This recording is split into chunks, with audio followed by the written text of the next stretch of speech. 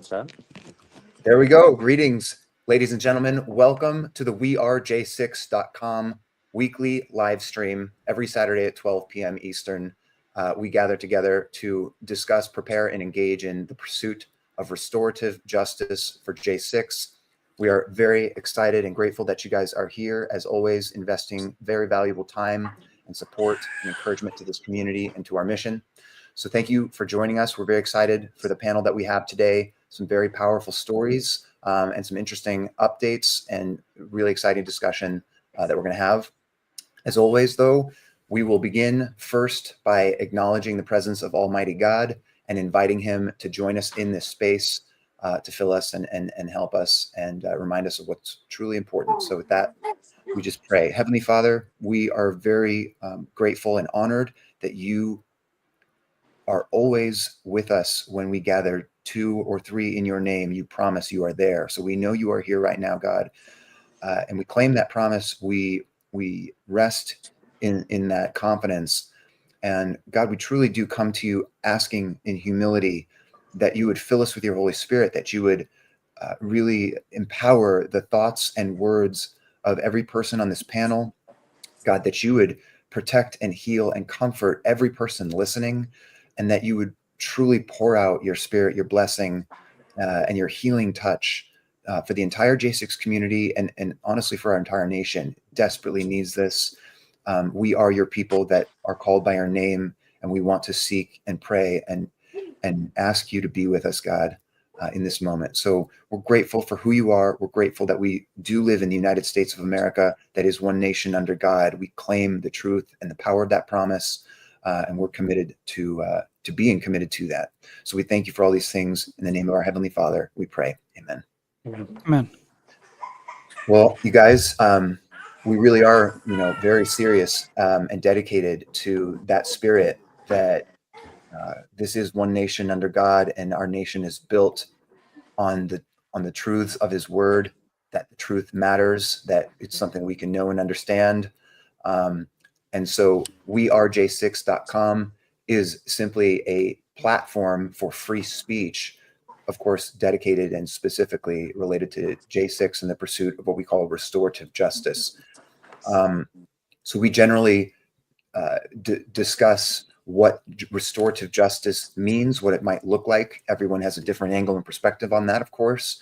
And one of the biggest purposes of our mission in our group here is to help the entire country and the world understand the truth about what J6 is as an event, the truth about the people that are involved, especially those who have been very terribly harmed by it, and the truth of what needs to happen now, what comes next, especially as it relates to investigating and determining the truth, much of which has been muddied up and covered and all that kind of stuff.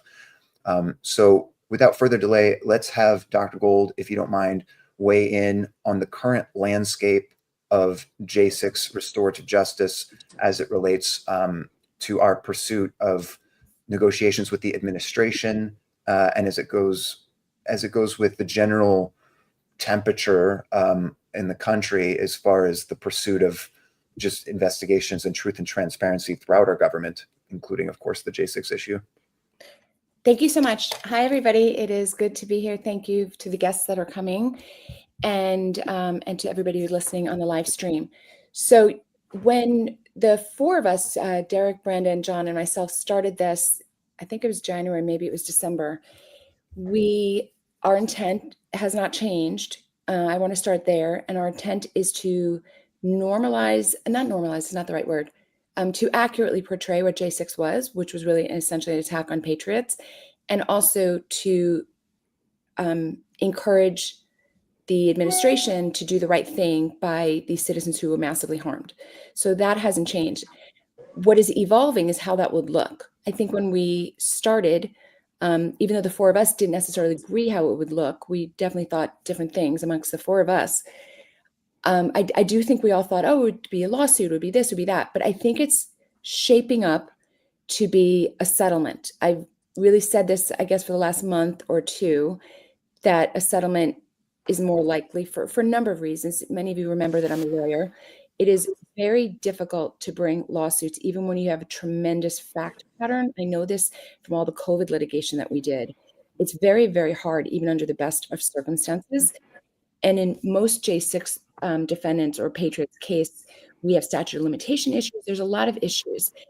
In addition, none of us would want to bring a lawsuit if it wasn't a friendly administration. In other words, our whole idea of trying to get people to do the right thing is inextricably linked to the fact that we have an administration who understands what actually happened. So the best way that would resolve anyway is a settlement. So all those thoughts were in our heads, for the past many months, but in the various conversations with people, it really does look like a settlement is shaping up. I am not a person who is privy exactly to the inner details, but I would say that I am one removed from talking to, I talk to people who are privy to that information. So that's what I can say. And those people are very encouraged, very optimistic, very encouraged. I have to start there because sometimes, people certainly are checking in to see what's going on with the lawsuit, should I sign up with a lawyer, or things like that. Mm-hmm. You don't have to. Just wait. Come back every week. So I think wearej6.com is essentially a clearinghouse for accurate information, hot off the press, latest thing you need to know. If you haven't heard it here, it's just talk, quite frankly, because I have talked to pretty much everybody who's close to people in this world, and their advice really is sit tight, wait. It looks like a settlement is shaping up. Sit So tight and wait on the legal, but in the meantime, we don't want to be sitting tight and waiting entirely, right, Dr. Gold? So really in your head, there are two different things: legal, financial restitution, reparations for the massive harms people have endured, category 1 or 2, flip them. The other category is the communication. So my advice to you on legal is just sit, wait, come back week after week. You'll hear, you'll learn anything very important. You will definitely know about it. The more important thing for us to do, to take action on, which we keep saying, and we'll keep saying week after week, it is up to us to change the national understanding of what J6 was. Everyone listening, or most people listening, know the truth. But the vast majority of people, even people sympathetic who saw pretty innocent looking people getting jammed up in this, still don't really know the truth of that day, the Fedsurrection aspect of it. There's so many aspects of it. That is a huge part of our mission. Huge. It's the biggest part of our mission, because this is the part that we can control.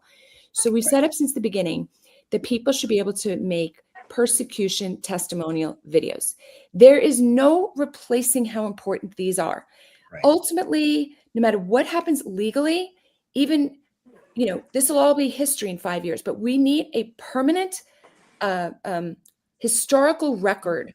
And the best way to do that, where you reach people's emotions and you change their understanding of what that day was, is these videos, these heartfelt videos. So when you send them to us, we work hard to edit them in a very compelling way, an engaging way. Like it's like a movie. It's a mini movie. It's not just, you send in, you're like, oh, I don't know if this is that good. You wait, it'll be great when we're done with it.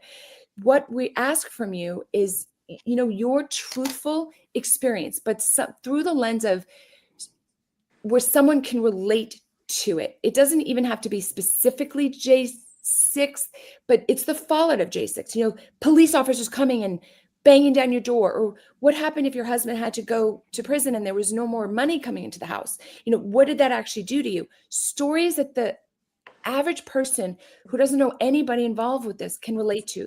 The emotional aspect, that is where we are the experts. People, when they hear our stories, normal people, not the hard left, but normal people are moved by these stories. I want to share with you from a legal aspect how these two things interact with each other. There's the legal, which we are not controlling yet. It's shaping up. And there's the communications part, which is independently critical, but will influence the legal in the final result. Yeah. In the following way. So probably most of you have heard in the last day or so, the breaking story that the Department of Justice has settled with Ashley Babbitt's family. I think most of us have heard of that.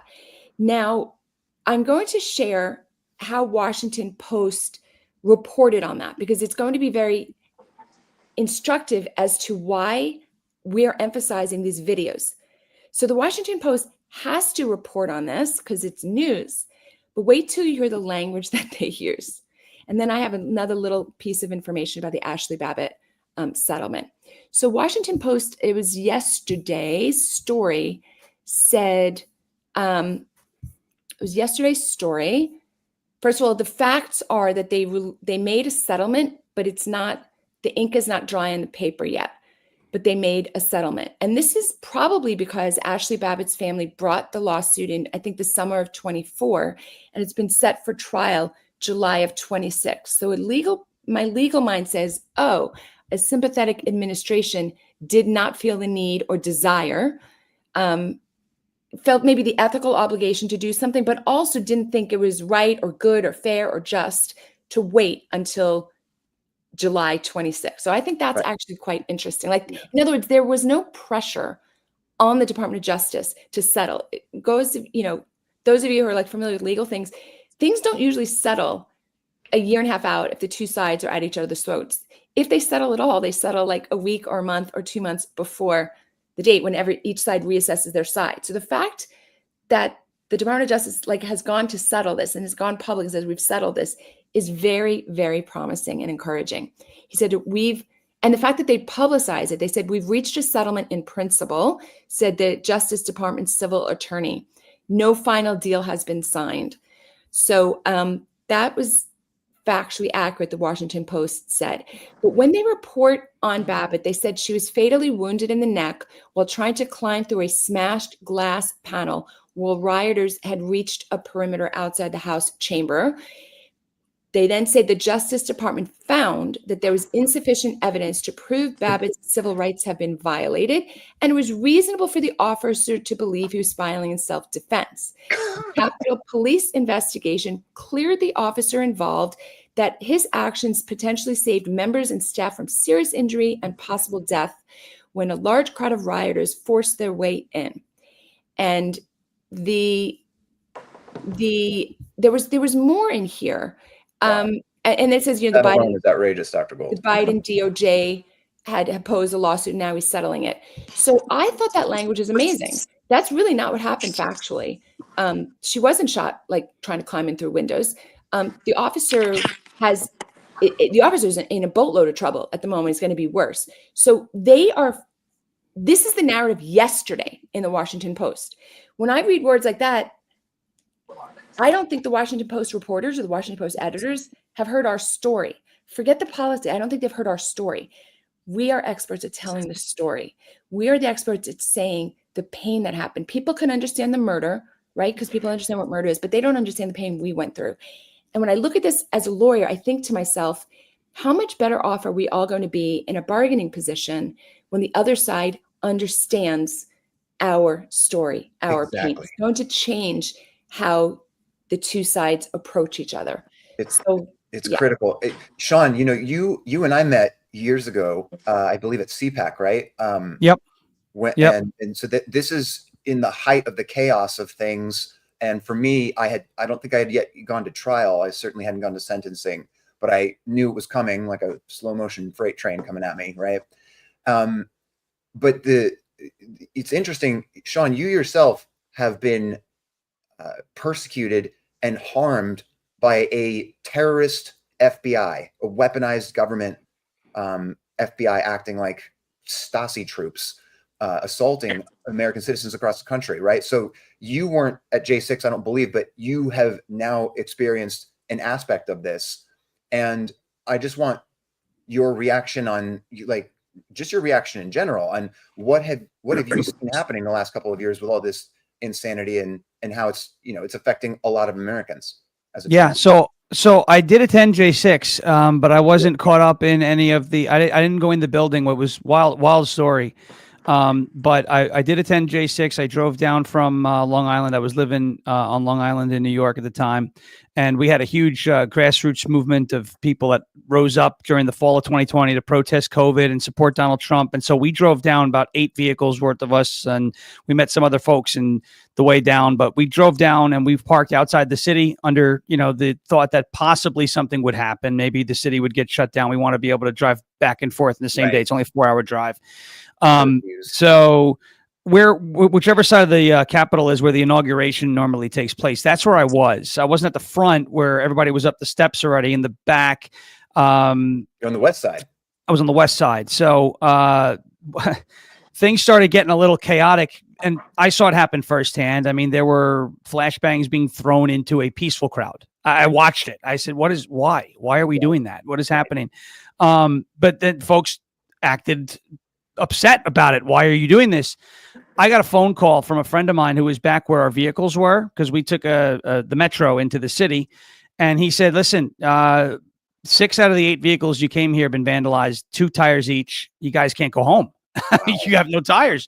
So I started calling folks who were on the east side, and I said, we got to go. We have a problem. They said, well, yeah, we have a problem. It's getting crazy up here. I said, no. Our tires are slashed. We can't drive home. So we left right before it got real messy. And on the way back, I started getting texts from people saying, are you okay? Somebody got shot. And I'm going, what are you talking? Holy cow. So the parking lot that we were in, Fort Totten Rail Station, actually shares a parking lot with a police station. And I didn't realize that, but we put our names on police report that day at that time. So we were, documented in one place when everything was crazy at the other place, and avoided any sort of, misconceptions. Unbelievable story. Right. But what had happened about a month and a half ago here, my wife and I are in Tennessee, and Dr. Gold talked about, there's that lasting sort of trauma, not just about, I was there at J6, but didn't do anything wrong, because so many people got caught up who didn't do anything wrong. Right. But just, she was in the room with me at CPAC at the panel of you and Dr. Gold and Derek Evans and Brandon Strzok and Jerry Perner were at. Yep. So the first thing that she had, on her mind when our house was being swatted, in the middle of the day with cops surrounding it with guns, was that it was going to be J6. I was getting ripped out of the house, and she wasn't going to know when she was going to see me. Right. And it was after the event, I said, Brennan, there were pardons. This is over. She's like, oh my gosh, I didn't even think about that. The first thing I thought of was, this is getting real bad, and I don't know what I'm going to do. And, the whole thing. So, to people who have been there, people who have not been there, hearing the stories, it's always over the back. It's always over your shoulder or in the back of your mind that, hey, the feds, the FBI, whoever it may be, can be weaponized against you. And that's not the country that we want to live in. But sadly, because of many actors on the radical left, that's the country we do live in. Yep. We got a call. I got the 911 call here from the police. That this was somebody who called 911 and said that I murdered both of my parents and was prepared to commit suicide by cop. So they responded in full force. And I always like to say this too. It wasn't just us who got hit by this whole swatting incident. Our whole neighborhood got hit by this whole swatting incident. They said, what do you mean? They went in everyone's house? No, they have never had a response like this on this block. Okay. That this is the first time. This neighborhood's been around for 15 years. We just moved in February. There has never been a response like that in this neighborhood over the last 15 years since it was built. Right. So everybody who has seen this is now questioning what kind of neighborhood live in, who just moved in here. Yeah. There's a little boy in down the road who's just hilarious. He's full of life. He rides his bike every day. He's a silly kid, and we asked him, I said, what were you thinking? I wanted to hear what he had to say. He said he was hiding under his desk crying. He thought he was going to get shot. Right. So you didn't just terrorize us. You terrorized this whole neighborhood, these people. And it's wrong. It's got to stop. Thankfully, our police, our sheriffs were amazing. They're professional. They took care of everything as clearly and deliberately and diligently and thoroughly as possible. Right now, FBI Joint Terrorism Task Force is on it. They're looking to find these people. It's going to take a while before they can find them because they took many, many measures to conceal who they were. But I believe that when they are found, that they should be treated like terrorists, because it's not just us they came after. It's not just us they impacted, but this whole neighborhood that has never seen something like this is still talking about it. And they know we're not a problem, but everyone is still thinking, they know who we are. What if they send them again? Now we have to lock ourselves in our houses again. It's just, it's wrong. It's wrong to live in a country and in a world where, so canceling isn't enough, demonetizing isn't enough, deplatforming isn't enough. Now you got to start putting people on the other side of a barrel of a gun, right? That's where we can't just disagree. You can't just beat us in elections and use the system that our founding fathers put in place to let the best ideas rise to the top. You gotta do this type of stuff. You have to weaponize the government against people who peacefully protested. You have to weaponize law enforcement against people because you don't like what they say on the internet, right? And that's the type of thing that I can't stand. I would never in a million years ever dream of doing something like that because I don't like what they say online. Right. You know what I do? I block them, I scroll past them, we move on, right? I'm not sending SWAT teams to people's houses. We're not going on sedition hunters and identifying and doxing people, mothers and fathers and family members, and harassing people and having banks. That's not what I have. So many better things to do than that. And even if I didn't have better things to do, I still wouldn't do it because it's the wrong thing to do. Yeah. Right. So from top to bottom, it's really messed up. And I want to see things made right as much as they possibly can. I'm of firm belief that no one is ever going to be made completely whole, especially families who lost people. But we got to get as close as possible. Right. We got to get as close as humanly possible to make things right. Amen, Sean. That's why we're here. And thank you for joining us and supporting us. Thank you for your time. We really appreciate that. And that's a great story. It's interesting. There's such a culture of fear that's being instilled by a weaponized government, by the radical left, certainly. And I think that's something really important to continue to think about, to talk about. We have to push back on that. And then also there's just really significant cost in terms of pain and trauma and the fallout of these terrorist FBI operations and weaponized government. So it's really serious, and a lot of J6ers have been affected by it. I mean, ourselves included. Dr. Gold and myself were both violently raided by an FBI SWAT team assault, and it was terrible. We're really glad to have Luke and Carrie Hoffman joining us today. J6ers with an incredible, very large family of beautiful children. I was blessed to learn a bit about their story after I had been released from prison and began doing a lot of reporting on families that were continuing to suffer. And Luke and Carrie certainly have one of those stories. You guys, thank you so much for being here. Would you please just introduce yourselves and share a little bit about your story and what you're currently facing? Because like Dr. Gold and Sean both have mentioned, the implications of what a weaponized government has done to its citizens is not just a political talking point, right? This is very real damage. This is very real harm, and very real, very good people are suffering. And you guys have a powerful testimony about that. Yeah. Hey, I'm Luke. This is my wife, Carrie. Thanks for having us on. We appreciate it. And it's good to be able to, talk about what happened freely now. And Amen. And which is something that I could not do in the past because, you were just living in fear. And you heard the narrative, of course, coming through in the mainstream media. And it was like, well, no, that's not right. And that's not right. And I was there, I was right there. And I didn't go inside the building, but I was outside and I was right there. And I saw what happened the whole way through. And it was like nothing they were said. This was not how it happened. And that's not what really went down. They just, had one narrative, and they were going full force with it. But it was a couple years later, fast forward a couple years from January 6th, and we had the FBI show up at our house with about 25 people, 25 agents, all with guns and rifles, and we had about 12 youngins here. We had all my children and then my nieces and nephews, who come over, quite often. And 12 kids. 12 of them, 12 young ones here, and they rounded them all up and stuffed them in a garage, and they had to watch their dad and their uncle get, cuffed from ankles to waist to wrist, Yeah. even though we were compliant, and there was no risk at all. And they ransacked our house, and up just tore everything up. And it was traumatizing to the children. Our daughter has nightmares still. She's afraid people are coming with guns, and when you just never know when that stuff's going to end. And they they came and did what they do, what the FBI does when they're not doing what they should be doing the right way.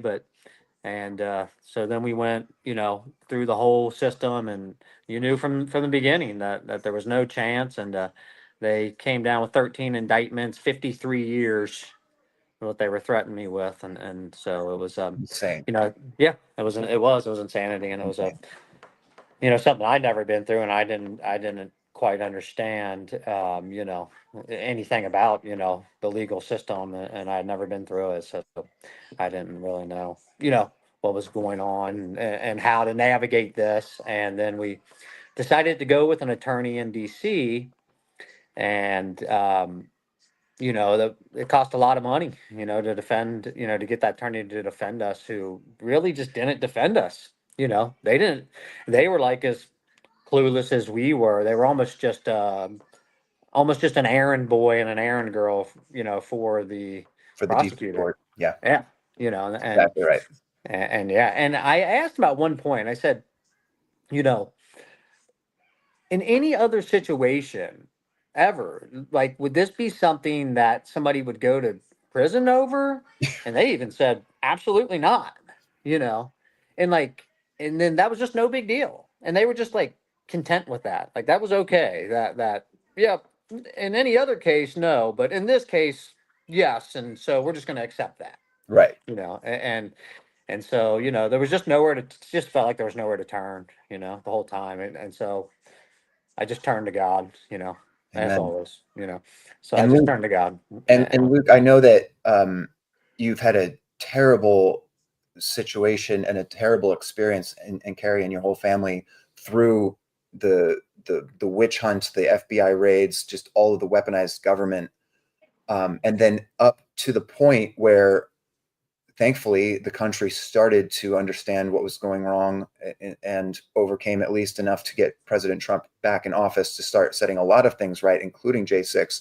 And he did make a very powerful opening decision to reset the J6 paradigm. However, I think it's very likely that a lot of the country thinks, oh, Trump fixed it, we're good. And of course, that is not the case at all. To the contrary, the pain and suffering is almost indescribable. It's really, really terrible. And I feel just that we all have an obligation and a duty, I certainly do, to make sure that we educate people, and that we speak the truth, and that we shine a light in dark corners. And the pain and suffering of J6 is a very dark corner, and you can represent that. So would you share for the audience, so that the public can start to understand that President Trump's pardons didn't fix everything?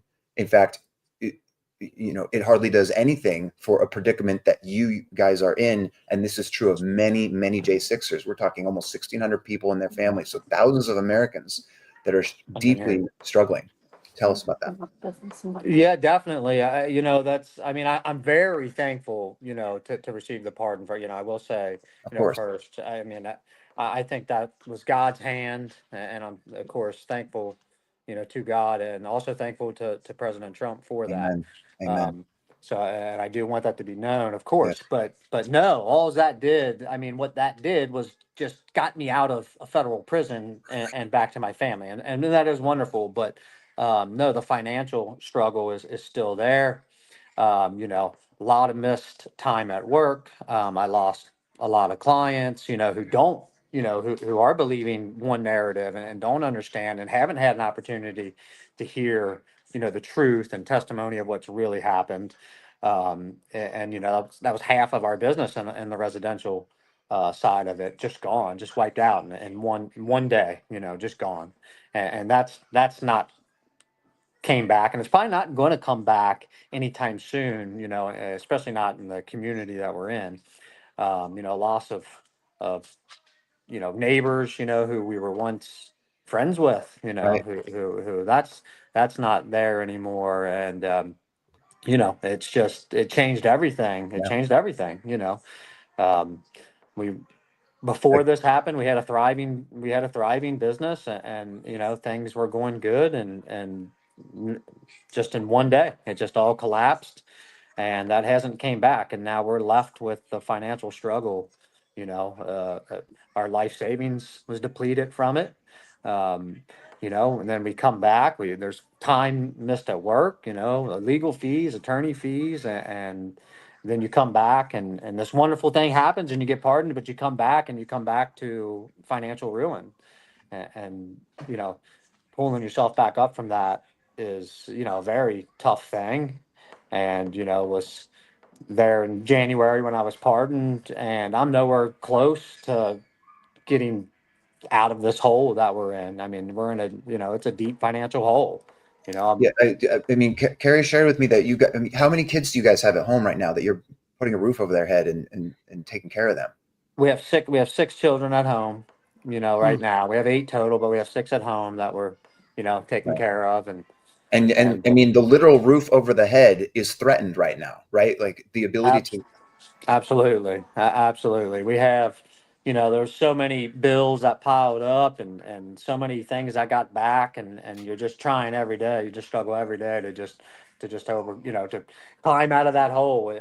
But bills don't stop, that they keep No. coming no matter what. And even you explain what happened, even when you explain what happened to people, they don't, they don't really, Doesn't register. care. Yeah, they don't really care. They just want their money. They want what is owed to Well, them. of course, with bills, yeah.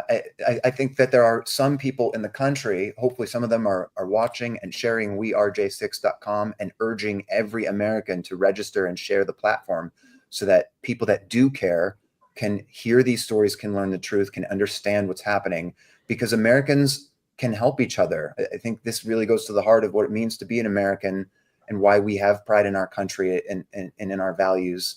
But there's a great need here, and people need to understand.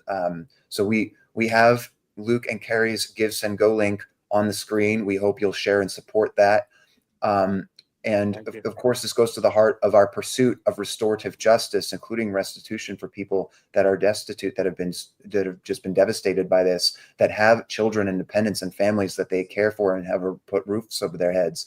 And just Americans that had an American dream that has been shattered. I just Yeah, want to. definitely. And the American dreams that have been shattered, when you talk about that, it's our children's, it's their security has been, just, I mean, absolutely shattered. The changes that I've seen, in my children, especially my middle-aged kids, Yes. Tell us about that. the 10 to 17-year-old. Well, you just, and they're still happy, good children, but you just it was been tough to watch some of the happiness, that leave them. They didn't have the same worries. They shouldn't have to take on these kind of adult sized worries that Right. they seem to carry with them. Right. And there's And it's innocence lost can't be recovered. Yeah, no, that's right. That's 100% right, John. Is you cannot recover that. There's no dollar in the world that will bring that back. Right. And they were just once totally happy, secure children, and they now that they're asking about, hey, are we okay? They're asking about finances. My 10 and 12-year-old, asking me about finances, and that's something that really didn't have to happen. We work hard, and we built the business from nothing, and it's like they shouldn't have to go through that, and it's just tough to watch them change so quickly, lose that innocence, and in just one moment, in just one happening, they lose that, and that's been really tough. That's Yeah. probably been the toughest thing for me. I just want to. So Luke and Carrie, I hope you guys do a video. I don't know if you've submitted a video, if you even knew about it, but your story, it's just kind of an all-American story. It's so much less about that day. I mean, you could say something about, what happened that day, but really, is this how we're really treating our fellow Americans? You can't listen to your story, and especially like as a family with kids, like you can't listen to that and not be moved. Those kind of stories is how we're going to change this. We're living with this now for the rest of our lives. This is a marathon. This is not like a sprint, right? So we will eventually, all of us, God willing, be helped in the financial areas where we were harmed. But even after that, I know, we all know, there's so much more layers to this. There's so much detail. There's a generational trauma now, right? The kids were involved with this. The way to treat that is to get the truth out. And the truth is the emotional truth of what happened. And you guys and other people, on the call are the people who can attest to that in a way that others can't. So I hope you submit a video. Yeah. And Carrie's been getting on me to do it. And she's stressed the importance of it. And, I've been a little hesitant, on my end to do it. I don't, I'm not the best, I guess, with technology and doing that sort of stuff. But yeah, it's important. It's important enough to get over that and to do the video. So yeah, that way people know. And my father talked about that too, and he said, yeah, Luke, you do the video. If you can get write a book or get literature out or whatever you can do. He said, because, we've got to get that out there. We got to get the truth out there. We've got to get the other side. Otherwise they'll win the narrative. Otherwise, the hard left will win the narrative. And we, we really do have a responsibility to ourselves, to our fellow Americans, to our children. We can't let that happen. We have to get the truth out there. It's important. Amen, Luke. And Luke, your honest sharing of your concern about not feeling adequate or tech savvy or whatnot is very common. So I am sure there are many J6ers watching and listening right now that feel just like you. So we just want to encourage all of you guys that we are here to help and support you. We've made it super easy. You don't have to feel like you have to meet any standard or have any sort of experience with this. It's very simply just talking into a cell phone. We almost all do that more or less in various ways, but we'll help you put it together. It's very organized and we make it really easy, but they really are incredibly effective and powerful.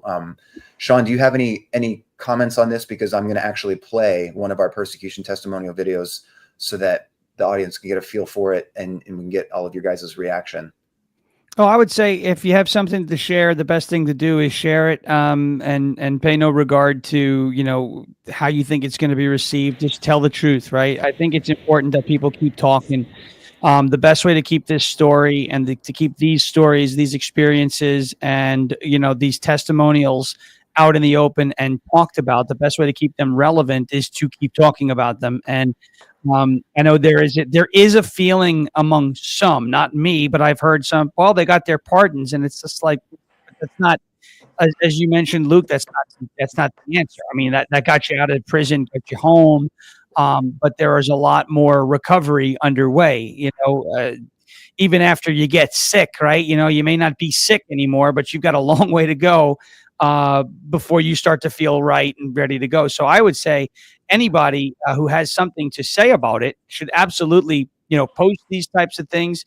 It's as simple as John just said, talking into your cell phone, and we do it a lot in many capacities. And I encourage the conversation to keep growing. I encourage people to keep growing it themselves, keep watering those flowers, keep the conversation going is all I could say. Yeah, no, it's so important. And you guys, anyone watching, register at wearej6.com. We're going to get the videos loaded up on the website and it'll start growing, but we need submissions from you. We need you to send in those videos so we can get that ball really rolling. And these are really powerful. So I'm going to go ahead and play one of these for you guys and we'll get your reaction to it. Judge literally begged the cop to come in and testify against me. I had a newborn, a 2-month newborn. Immediately, my family goes into financial struggles. 2.5 years I was in prison. I come home and I don't even know my own son. I hate you because you stand for what this country was built on.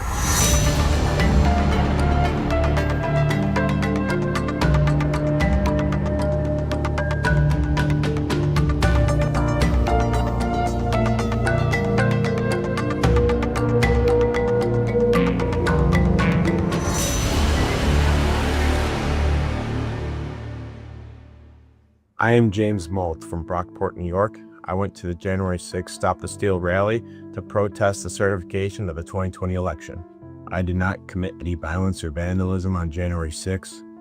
I went to peacefully protest, but while we were peacefully protesting, the police violently attacked us unprovoked and changed my life.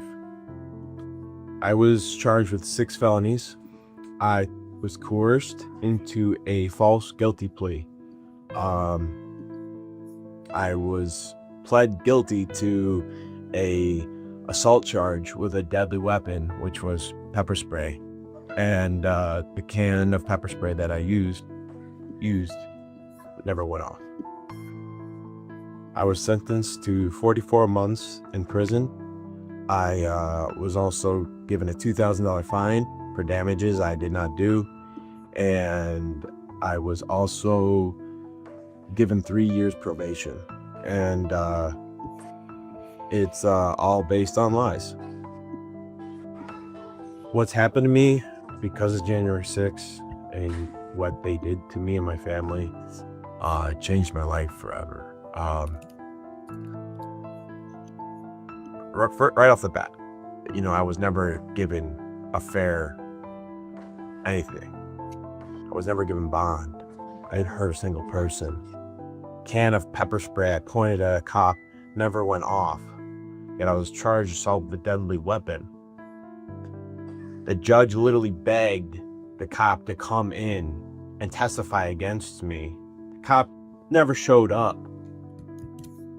My family was forced to move from North Carolina, Fort Bragg, North Carolina, all the way back to New York without me. I had a newborn, a 2-month newborn. I had a 3-year-old daughter at the time.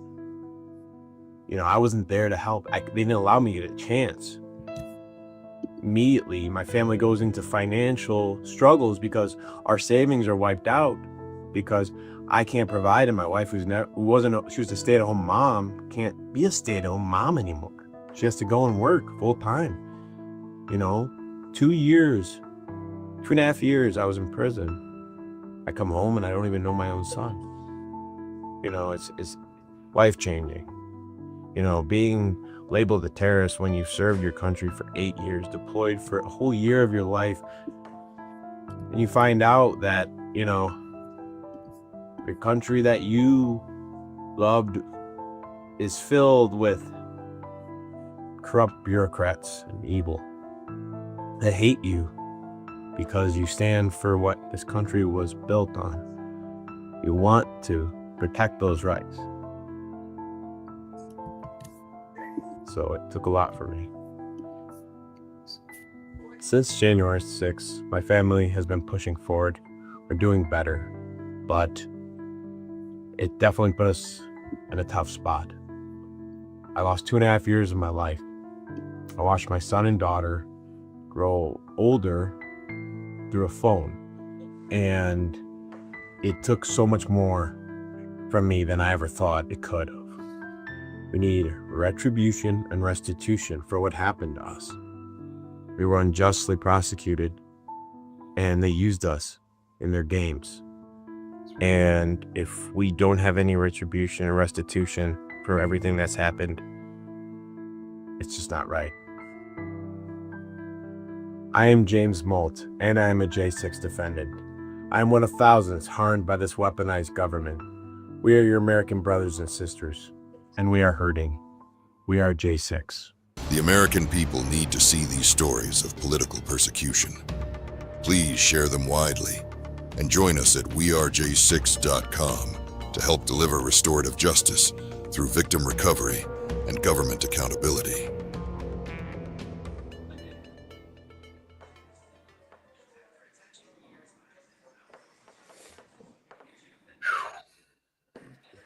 Yeah, Sean, you said that the pardon at least got you out of prison and back home.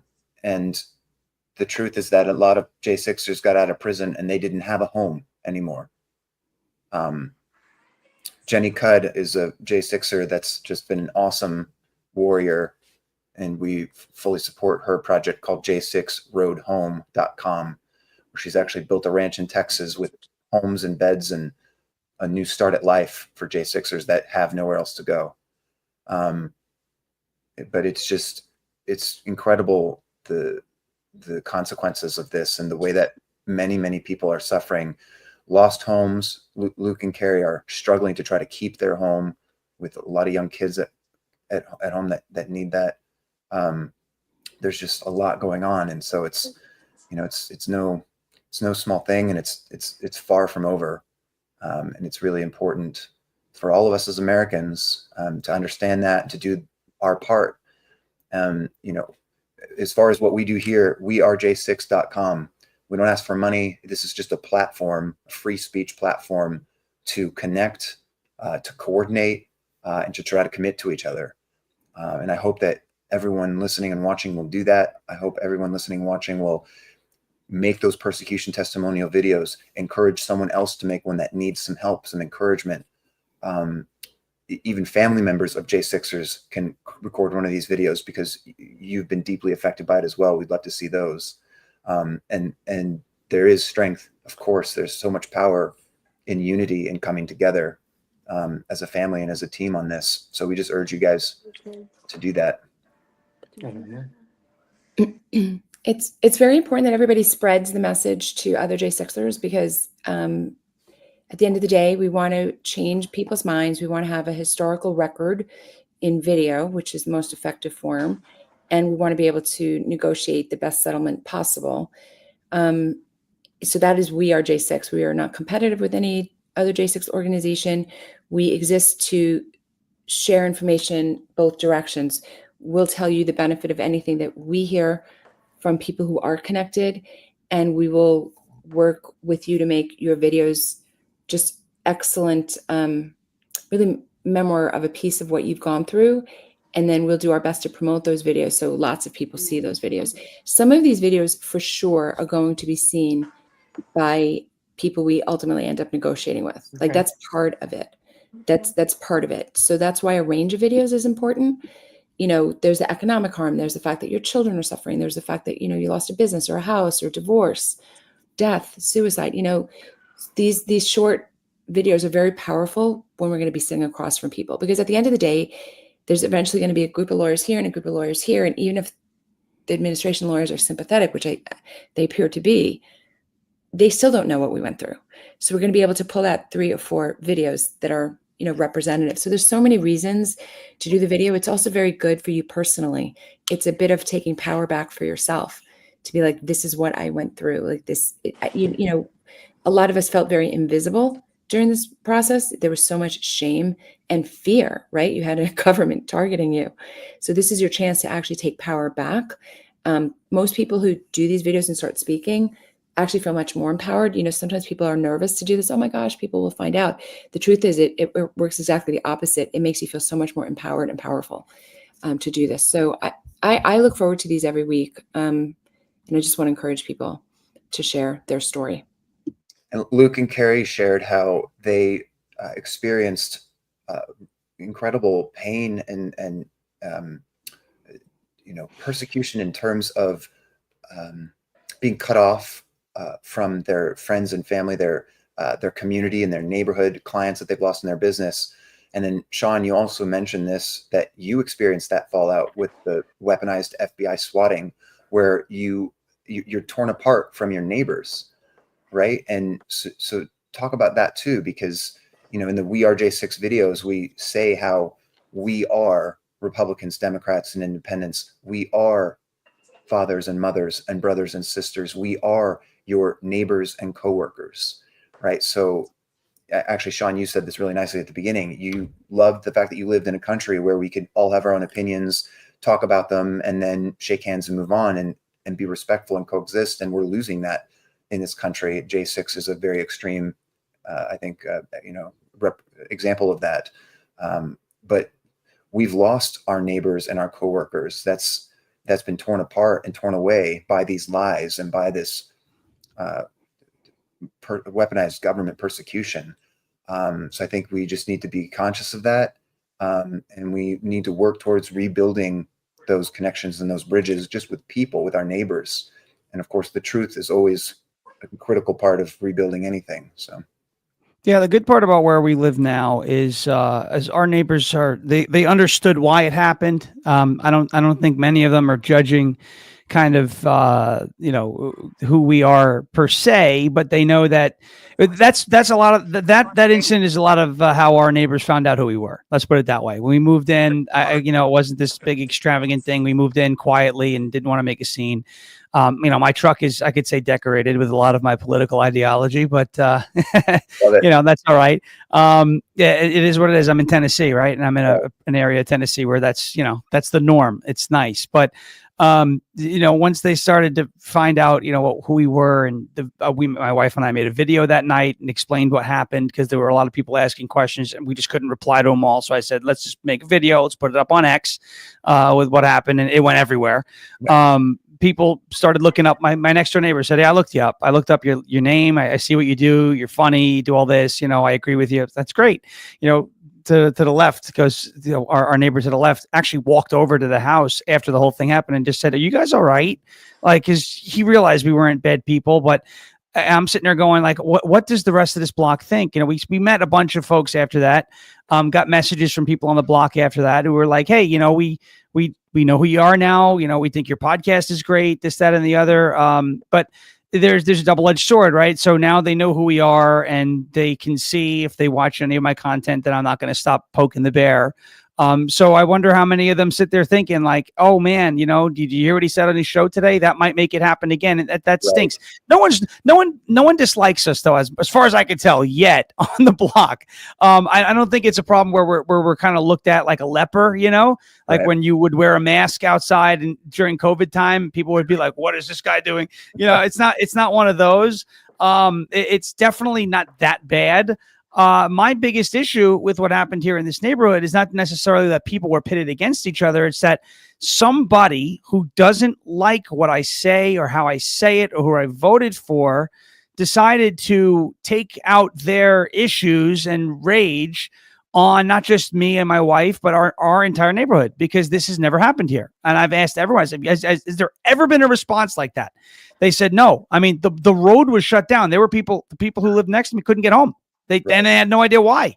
Right. Is it their house? Is it they didn't know that somebody got quote unquote swatted and this whole thing happened. So it is. I do miss living in a country where we could just agree to disagree. I mean, you look at J6, right? The labels that have been levied upon those who have been wrongfully persecuted in J6. You look at parents who went to school board meetings being classified as domestic terrorists. Exactly. You look at Trump supporters being listed as Nazis, right? I mean, and again, this is all, I always come back to this. It is the fruit of the poisonous tree of cancel culture. The minute you start getting ban happy and I don't like what they say, so they must go away. Well, there's only one real end to that problem. I mean, they went after Donald Trump since 2015, right? About how he's a racist and he's a misogynist and he hates women and he hates people from other countries and he's a Nazi and he's literally Hitler, until someone finally tried to kill him, right? I mean, this is how far it goes. We just got to stop being so, I don't like what they say, so they must not be allowed to say it. There is nothing, or there are a few things that are as anti-American as that, because where that could lead, right? That led to the stories that we just heard about J6, that led to parents having their reputations destroyed, having their livelihoods destroyed because of school board meetings, that led to, police officers having to come to my house and point guns at my wife and I, patting us down outside and scaring the daylights out of the rest of the neighborhood because what's going on. I mean, that has led to shots being fired at the man who's now the president of the United States, the Tesla situations. It all comes back to the root of, for the left and a lot of people, censorship, and it's not just the left, but it's prominent there. Censorship is the only answer. Like, I don't like this, so it must be, eliminated. I mean, just imagine, I eat keto, right? I like to eat my meats and broccoli, and I don't do the carbs. That doesn't mean I think bread should be removed from every supermarket, right? And that's the way these people are acting. It's like, well, I don't like it, so nobody can have it. No, and that's the problem. That's why, as a nation, we are where we are today, because if I don't like it, nobody can have it. Well, if you don't like it, you don't have to have it, but somebody else might like it. And that should be good enough to leave things alone and just leave people alone. But instead, people feel like they've got to push to get you fired. They've got to push to destroy your business. They've got to push to put you at gunpoint. They got to put you in a situation where you or a loved one may lose your life. And that's the root of the problem. It's the fruit of poisonous tree, I believe, of cancel culture and censorship. And that's why I like this platform, is we free speech, let the conversations happen. And that's the way it should be. It's actually, Sean, it's fun to hear you say that. I just want to share. It's actually, when you look into the psychological makeup of people who are more, I hate saying liberal, like there's Marxists, they actually do think that example that you gave about the bread and the meat, people who are libertarian or people who are conservative, like live and let live, I'll eat meat, you eat bread. Like Right. the people there's been a lot of studies on this about how people make decisions, and people who are on the left really do think differently. They really do think if they don't think something is right, it should be eliminated for all, so we're always kind of at a disadvantage because it's just not the way we think. We think it's weird to think, why would you tell everybody else? I wanted to share just one or two more things, John, if it's okay with you, about the legal. Oh my goodness, sorry. Sorry about that. Breaking news. No. Just because I just wanted to get through everything else first, but people sometimes have legal questions. I keep wanting to reiterate where I am, and again, my role in this is never to tell people what to do. My role is merely to share information, because I'm a lawyer, and I also, because of my work over the last 4 years, sometimes have access to people that most people don't have access to. And sometimes I can just call those people up and say, what about this or what about that? And so then I will hear things or know things maybe a little bit before other people. I don't have any additional power there, and I'm not deciding for anybody. I'm just sharing how I make decisions, and I want to share that with all the J6lers. That's it. I want to be clear. So I take it as a very, very, very good sign about the Ashley Babbitt settlement for many reasons, which I just want to say, because the settlement happened long before the Department of Justice had to do a settlement. So there was obviously sympathy on one side. I'm involved in other litigation because of COVID and all the medical freedom work I do. And I can tell you, you don't settle things easily with the other side unless the other side wants to settle. So that was great. The fact that they said that there's a settlement even before the settlement is dry with ink on the paper is also pretty unusual. The settlement usually isn't put out there in the public eye until both sides have signed off on everything. So that's interesting. That seems like a signal, in other words. It's a signal. Like they're definitely signaling that they're on the same page. Just to remind people, if you didn't see it, there was a Newsmax interview that we showed a few weeks ago where Trump basically said, we're going to probably do a settlement. It was interesting. My personal opinion, after directly working on it myself with some lawyers, I think it's going to shape up to look like a settlement. So the few people have asked questions, is there going to be a class action lawsuit? I tend to think no. By nature, I hesitate before I say emphatically no or emphatically yes to anything until the thing is done. But I would not think class action is really the way it's going to go. We'll see. Nobody listening has missed anything. None of the 1,500 plus of us have missed a deadline or anything like that. So I want to calm to the extent that you might be anxious about that, don't be anxious. There's not going to be this big thing happening that you didn't know about.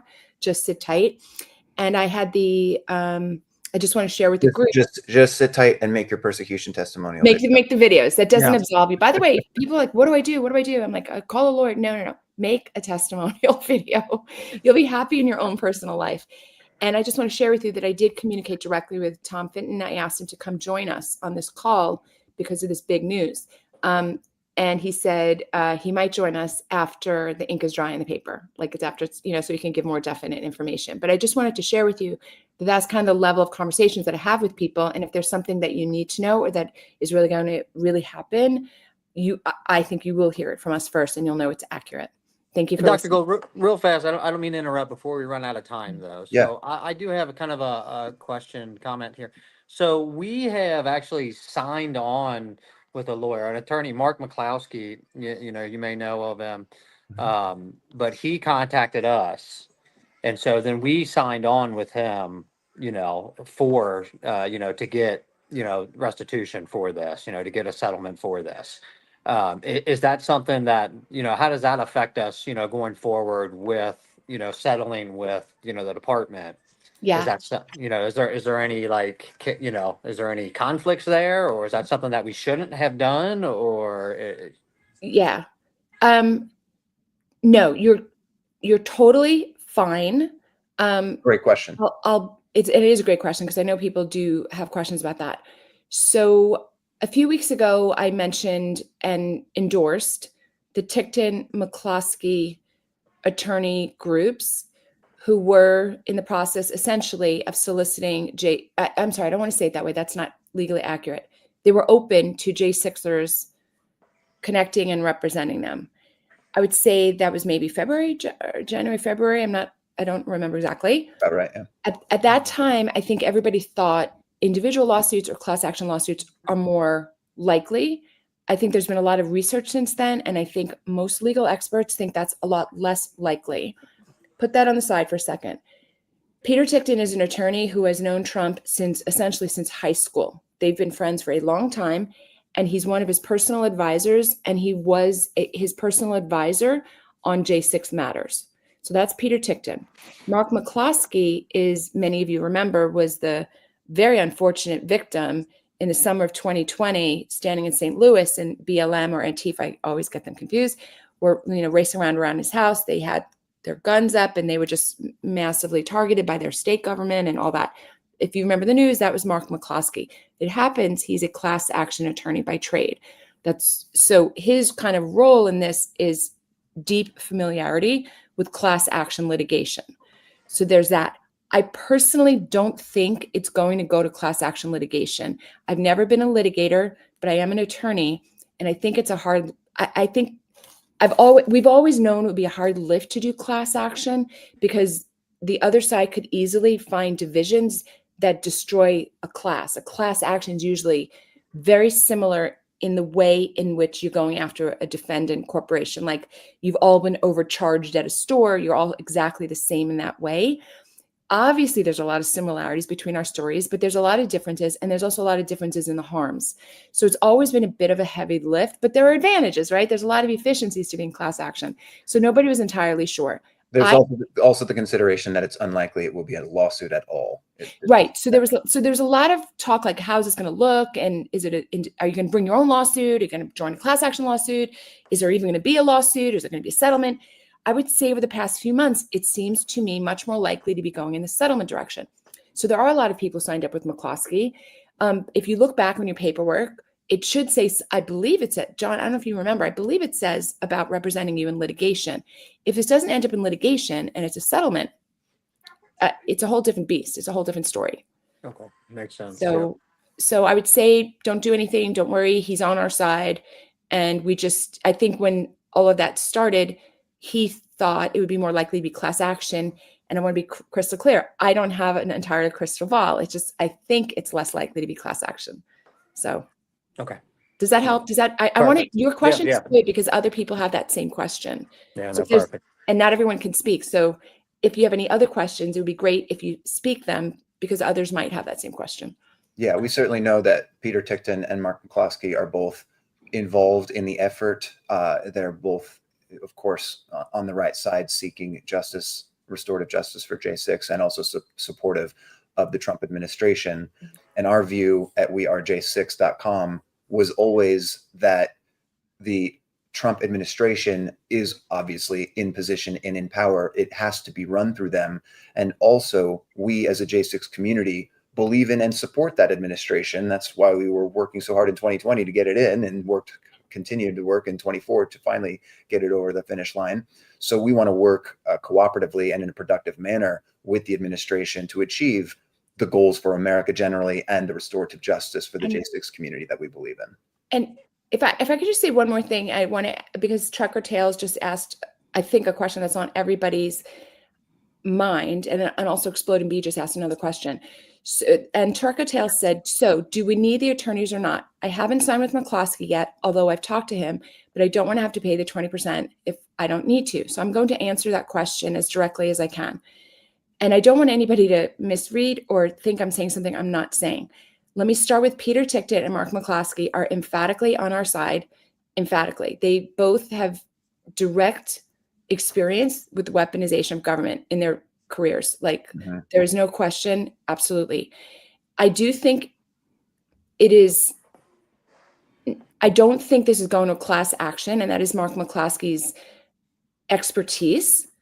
And my opinion, not speaking for the four, there's the four of us who made up We Are J6, which is John, Brandon, myself, and Derek. Speaking for myself, I did not think this should go to a 20% contingency to the lawyers. I think that isn't the right look to the American people.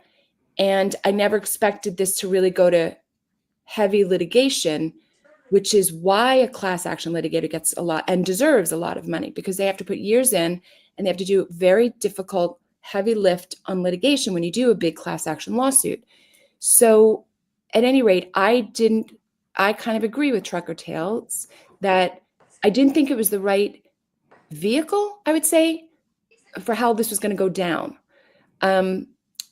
But there's no harm, no foul. Like, literally nothing has happened yet. There has been no litigation filed. There is no class action filed.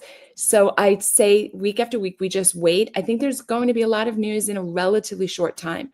I would be very surprised if within maybe 2 months, we don't have a lot more information. I say that based on the fact, like, other things are going on in the world. Ed Martin is facing his own confirmation hearing. And we need to get him confirmed. That's huge. He's got to get through. Really, I mean, Trump is totally behind him, but they're trying really hard in the Senate to like derail that. So there are other things going on.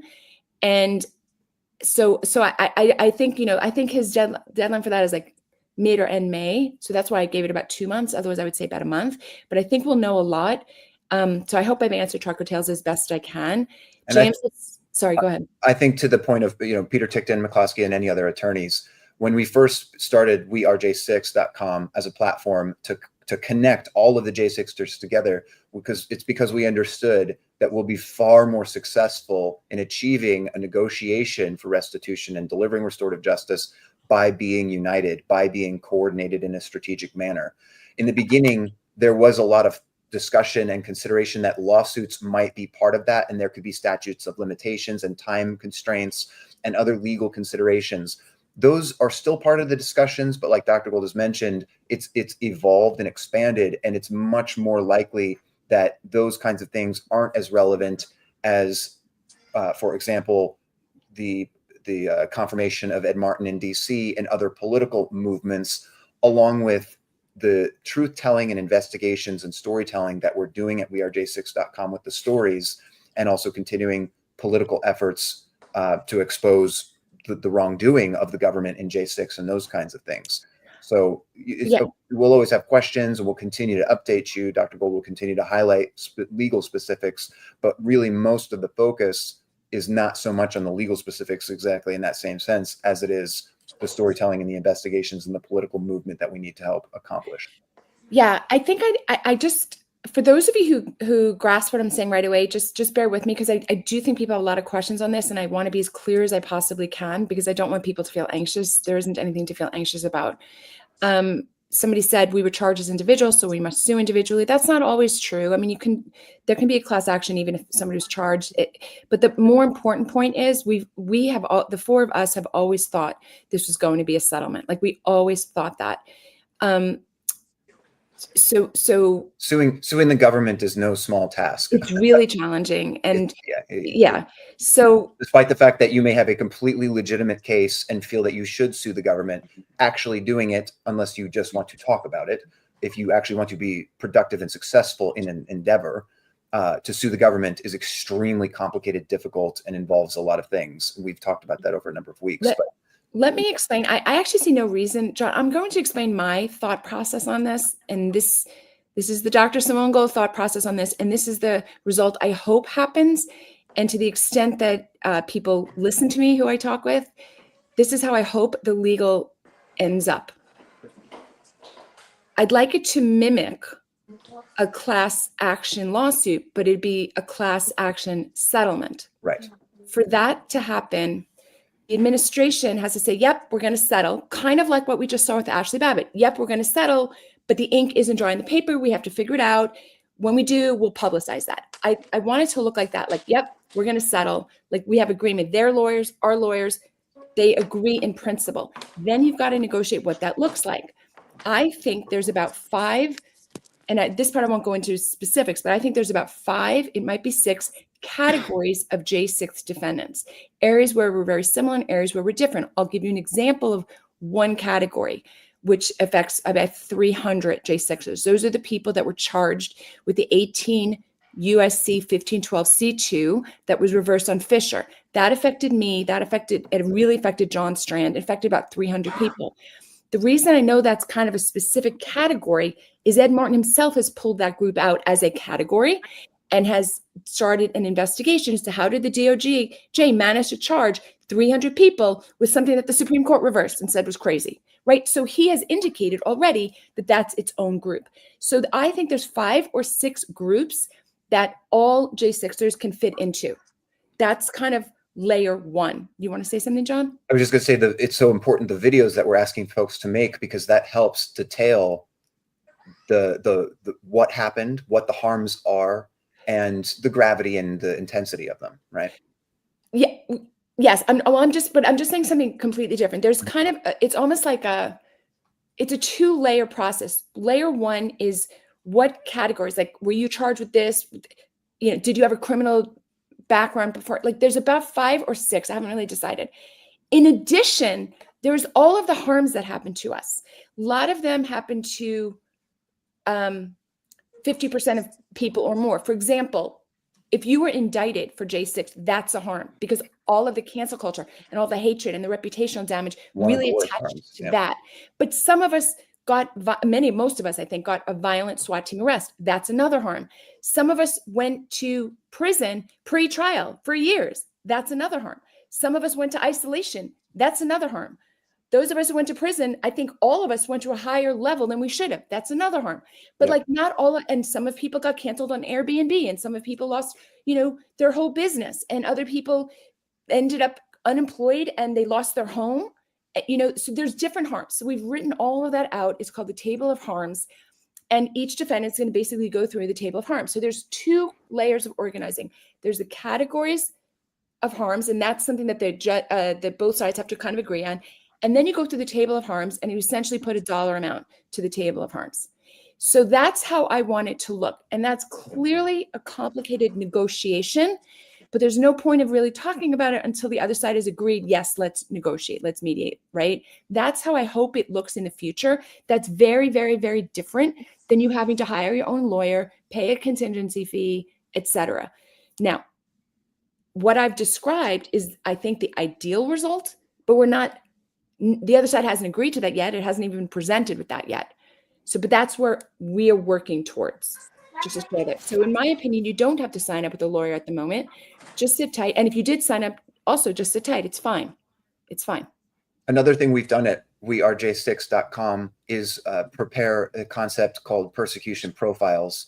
And these are going to be quick and easy visual representations of who we are as American citizens, as J6 patriots, as I like to call us. So we had an email just go out this week. If you are not receiving our emails, please register again. You can always email us, info@wearej6.com. But please make sure that you register on the website, wearej6.com. Register, share it, encourage people to join.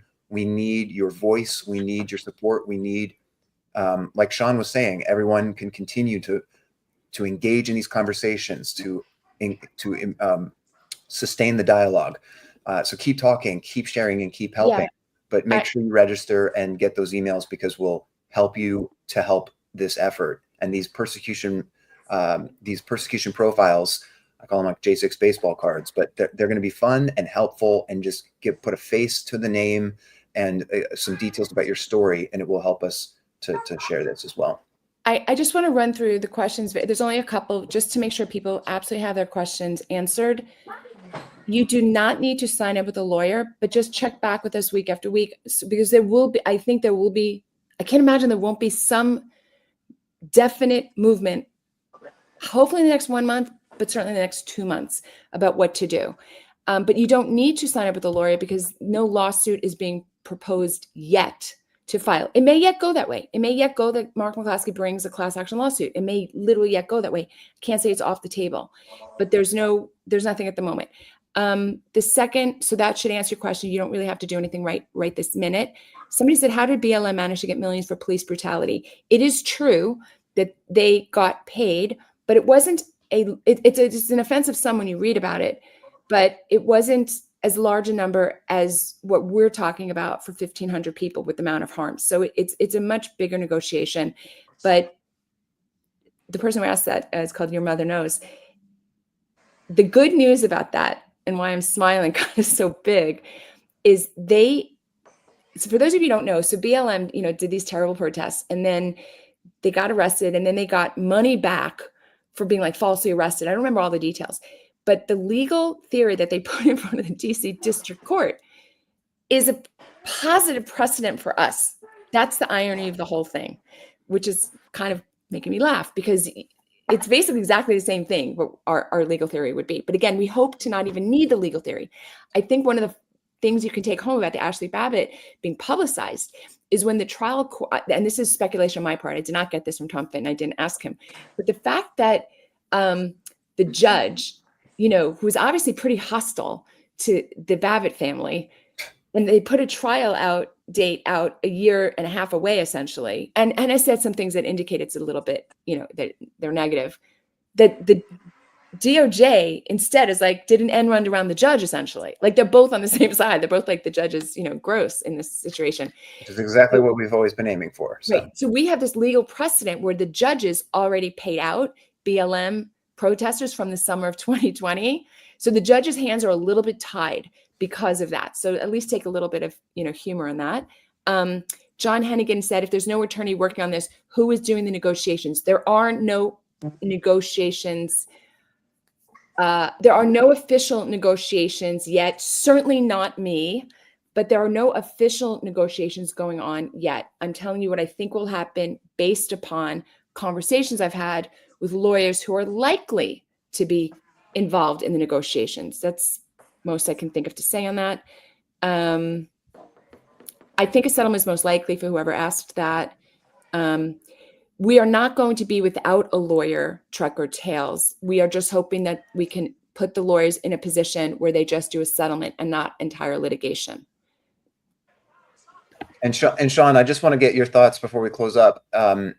Where we stand as a country and where people listening today, the wearej6.com platform and the audience and the people investing in this effort, what can people be thinking about and what can they be doing right now in practical terms to help deliver restorative justice? And what I mean is what can they be doing to help break through false narratives? What can they be doing to help discover the truth? What can they be doing to help pressure the government to do its job, right?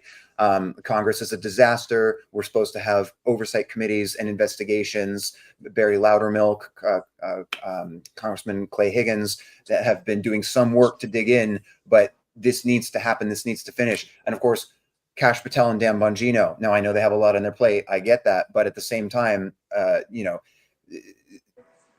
this country has to operate and our institutions need to function and justice needs to be delivered and the truth needs to be investigated and it can't take forever. It needs to happen. So what can people do you think they can be doing to push that forward? Well, number one, first and foremost, I'm glad we talked about it, is we got to get on the phone with our senators and our senators' offices. I don't care if Republican or Democrat. Get on the phone with your senators. Doesn't take very long. Let them know that you want the confirmation of Ed Martin as U.S. Attorney out of Washington, D.C. Yeah. If you want to hold the people accountable for J6 who did this to 1,500 people, a lot of those cases are probably going to be heard in DC, and there's nobody I want prosecuting that case more than Ed Martin. So, I would say number one, that's one thing you have direct control over right now. You can pick up your phone, and I'm going to sound a little harsh here. I hear a lot of people say the excuse, well, what can one person do? One person can do a heck of a lot. I point back a month ago, there was a case that's way, way off topic, but, and I'm speaking only for myself here, but there was a case, maybe I'm not, but I could say that I'm not trying to speak for anybody else. Right. Her name was Stephanie Turner. She was a fencer. She refused to compete against a biological male. She took a knee, and that biological male is no longer fencing because something happened between him and the school in female fencing, right? So she took a stand, didn't know what it was going to do, and wound up making change. She made some sacrifices. She wasn't allowed to compete in that competition, but she took a stand. She decided this was the hill that she wanted to proverbially die on or fight on, and she won, right? She effectuated the changes she wanted to make. One person did it. It wasn't a whole group. It was just one. You have direct control over whether or not you can call your senators. I hear the excuse a lot.